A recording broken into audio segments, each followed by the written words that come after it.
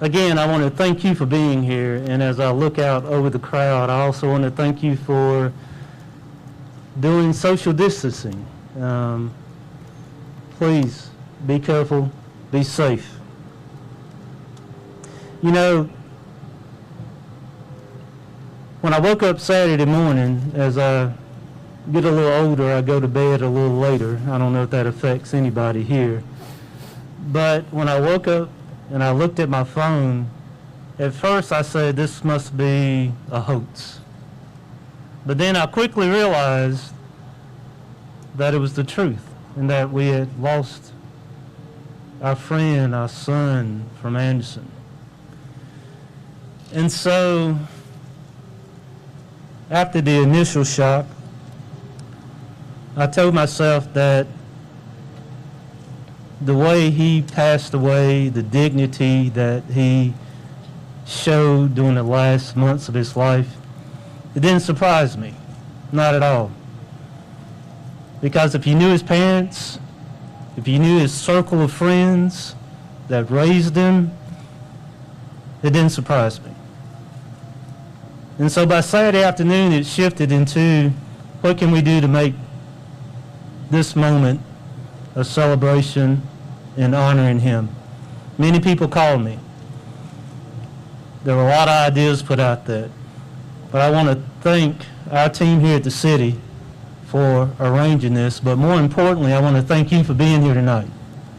I want to thank you all for your words of encouragement, the words of inspiration that you've given to his family, and it means the world to all of us. For those that you are out of town, what you'll find about Andersonians is that we're caring, we love our community, and so this is a moment that we will never forget, and we shouldn't forget it.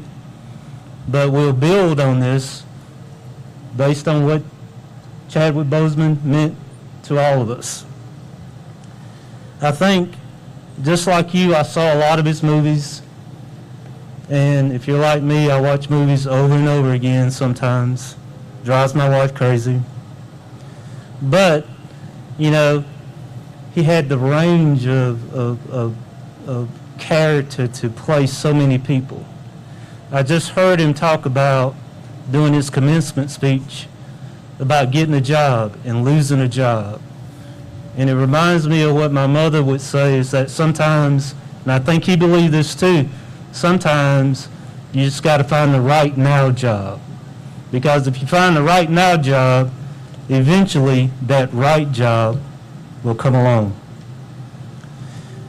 So, in the words of a character that he's played, and he said, we must find a way to look after one another as if we were a single tribe. That's what he would want. And that's what I hope we take away from this. Now, the other thing that's happened over the last week is that Chadwick has inspired some local artists. And if you look at the stage, you'll see some of the things that have been depicted. And so we have The Rising Star by Joy Whitnerts, Too Soon by Nat Morris, Forever by Pedro Ulmer, and Keep Striving by Eric Greer and J.C. Austin. Let's give those folks a round of applause.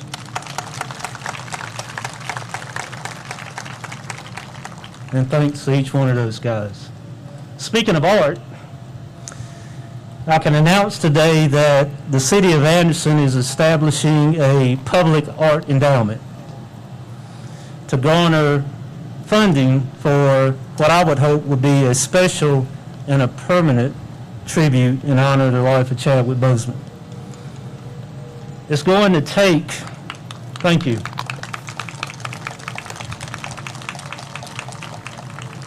You know, now it's going to take our whole community, the Anderson community, the upstate community, the state of South Carolina.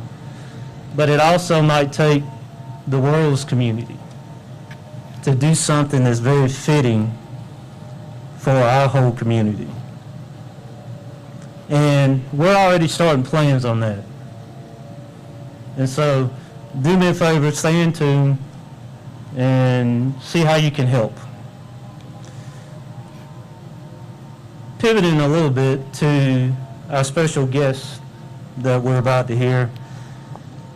I spent some time with this young lady just a few minutes ago, and she's very special to the Boseman family.